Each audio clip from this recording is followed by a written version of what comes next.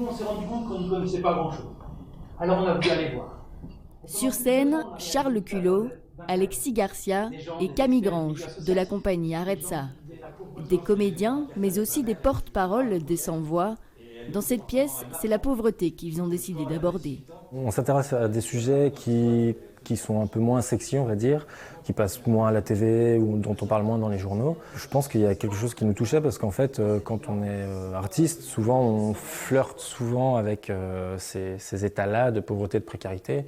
Moi-même, quand j'ai commencé le projet, j'étais au CPS en fait, donc c'est des sujets en fait qui nous touchent naturellement. Parfois, on n'a pas conscience d'être pauvre, mais en fait, il faut savoir qu'en Belgique, quand on touche moins de 1 115 € par mois, on est déjà en situation de pauvreté. Quand on est dans des grandes villes comme Bruxelles, ça va vite en fait avec les loyers, on n'a vite pas grand-chose pour vivre, quoi.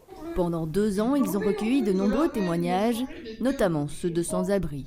Chose en moi, c'est l'impression que je me suis trompé de destin. Ça peut pas être comme ça, mon destin. On voulait surtout avoir un focus donc, sur qu'est-ce que la pauvreté. De la partie visible, c'est les SDF, évidemment, on les voit tous les jours, surtout à Bruxelles, et aller jusqu'à des personnes qui sont en situation de pauvreté mais qu'on ne soupçonne pas en fait, parce que ça ne se voit pas entre guillemets. Ça peut être nos voisins de palier en fait, qui sont très ric-rac et qui d'un coup on leur coupe l'eau ou l'électricité. Où ils disent à leurs gamins non, juste un yaourt ce soir, tu peux pas 2 parce que le budget est très très serré, quoi. Ces budgets très serrés, beaucoup de familles monoparentales les connaissent. Sur scène, Charles Culot interprète d'ailleurs une mère qui vit seule avec ses enfants. Ces rencontres, faites au fil des mois, transforment évidemment les comédiens. De lait bio, machin, tu prends le moins cher. C'est aussi simple que ça. On est immergé dans un monde qu'on ne connaît pas et ça nous touche intérieurement.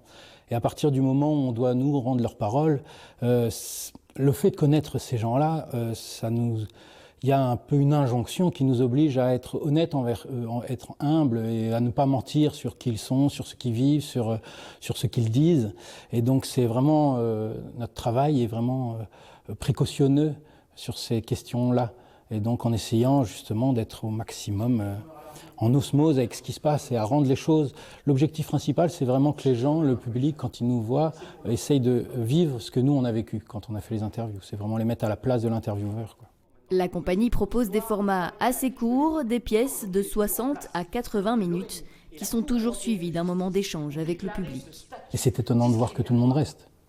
Et que c'est nous qui devons clore les débats à chaque fois. Parce que les gens ont envie de parler et ça va dans tous les sens. Soit c'est des gens qui ont vécu la pauvreté, qui témoignent de choses qu'on n'a pas dit dans le spectacle, soit qui déjà nous remercient en disant je croyais que j'étais tout seul, toute seule, et aujourd'hui je me rends compte que je ne le suis plus, que je ne le suis pas. Et ça me fait extrêmement du bien là-dessus. Voilà, on a des témoignages vraiment de toutes sortes et c'est très rare qu'on nous attaque frontalement en disant c'est n'importe quoi ce que vous dites, parce que ça c'est précautionneux pour nous. C'est soit des témoignages de vie de gens, donc c'est de la vérité, c'est de la véracité de vécu, donc ça on peut pas nous dire là-dessus. Et sinon c'est un gros travail de recherche, d'interview avec des spécialistes. Donc quand on sort des chiffres, on sait que les chiffres sont réels, étudiés, sortis par les grandes institutions. Donc là-dessus c'est vraiment une de nos forces et c'est là-dessus qu'il faut être très vigilant, c'est ne pas mentir, quoi. On peut pas mentir dans ce genre de théâtre-là. L'objectif du spectacle, changer le regard porté sur la pauvreté. Par rapport à peut-être une culture dominante qui dit justement s'ils sont pauvres, c'est un peu de leur faute, quand on veut on peut, c'est de changer ces préjugés-là, ça c'est le premier objectif, et puis après voir plus loin évidemment.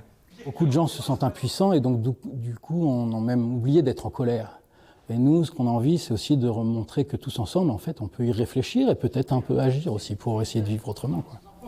Tous les ans, c'est plusieurs centaines de SDF qui meurent à la rue, dans le silence.